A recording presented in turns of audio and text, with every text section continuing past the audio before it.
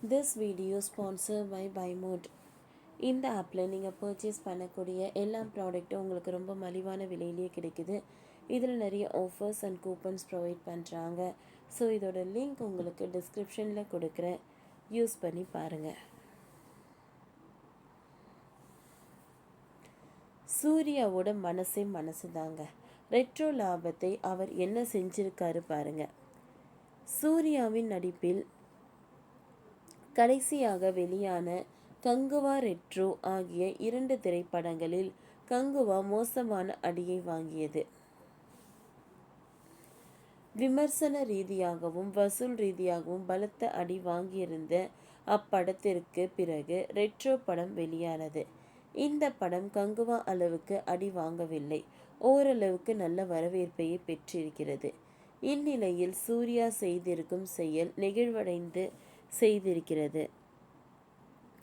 சிவா இயக்கத்தில் சூர்யா நடித்த கங்குவா திரைப்படம் அவருக்கு அவரது ரசிகர்களுக்கும் ஒரு கெட்ட கனவாகவே இருக்கும். ஏகப்பட்ட பில்டப்புகளோடு வெளியான படம் தோல்விகளையும் ட்ரோல்களையும் சந்தித்தது. ஒன்றுமே இல்லாத படத்தை வைத்து கொண்டுதான் இந்த படத்தை பற்றி இவ்வளவு பேசினார்களா? பேச்சை கொஞ்சம் குறைக்க வேண்டும் என்று பலரும் ஓப்பனாகவே அடித்தார்கள். இப்படியாக எழுந்த விமர்சனங்களுக்கு ஜோதிகாவும் தனது கண்டனத்தை பதிவு செய்தார். இப்படிப்பட்ட நிலையில்தான் கார்த்தி சுப்புராஜ் இயக்கத்தில் ரெட்ரோ திரைப்படத்தில் நடிக்க கமிட் ஆனார் சூர்யா. உடனடியாக ஒரு ஹிட் தேவைப்படுவதால் இந்த படத்தை ரொம்பவே அவரும் அவரது ரசிகர்களும் எதிர்பார்த்தார்கள். இதில் சூர்யாவும் பூஜா, ஜோஜி ஜார்ஜ், ஜெயராம் என பலர் நடித்திருக்கிறார்கள். சந்தோஷ் நாராயணன் இசையமைக்க ஜோதிகாவும் சூர்யாவும் சேர்ந்து தயாரித்திருந்தார்கள்.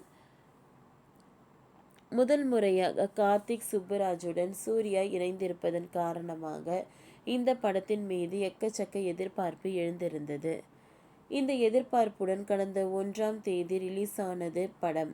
படம் பார்த்தவர்களில் பாதி பேருக்கு படம் பிடித்திருந்தது, பாதி பேருக்கு பிடிக்கவில்லை.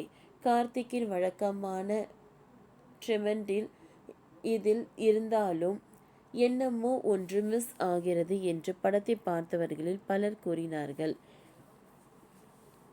கேங்ஸ்டர் மற்றும் தென் மாவட்டங்களை அடிப்படையாக வைத்து கார்த்திக் இதுவரை எடுத்த படங்கள் அனைத்துமே வேற தளத்தில் இருந்தன.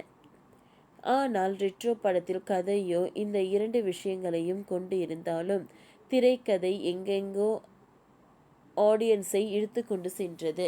இதனால் சீட்டில் இருந்து அனைவருமே ஒரு கட்டத்திற்கு மேல் நெளிய தொடங்கினார்கள். மேலும் கார்த்திக் சுப்புராஜ் எப்பொழுதும் வலுவான திரைக்கதையையே அமைப்பார்.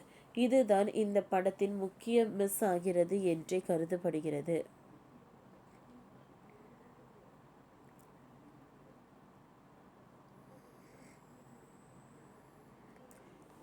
இந்நிலையில் சூர்யா செய்திருக்கும் ஒன்று அனைவரையும் நெகிழ செய்திருக்கு. அதாவது ரெட்ரோ படத்தின் மூலம் கிடைத்த லாபத்தில் 10 கோடி ரூபாயை அவர் அகரம் அறக்கட்டளைக்கு நன்கொடையாக கொடுத்திருக்கிறார்.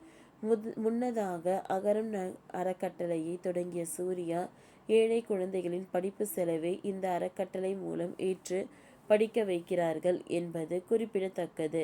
சூர்யா இதற்காக பலரால் பாராட்டவும் படுகிறார். ஓகே ஃப்ரெண்ட்ஸ், இந்த வீடியோ உங்களுக்கு பிடிச்சிருந்ததுன்னா லைக் பண்ணுங்கள், ஷேர் பண்ணுங்கள், சப்ஸ்கிரைப் பண்ணுங்கள். தேங்க்யூ.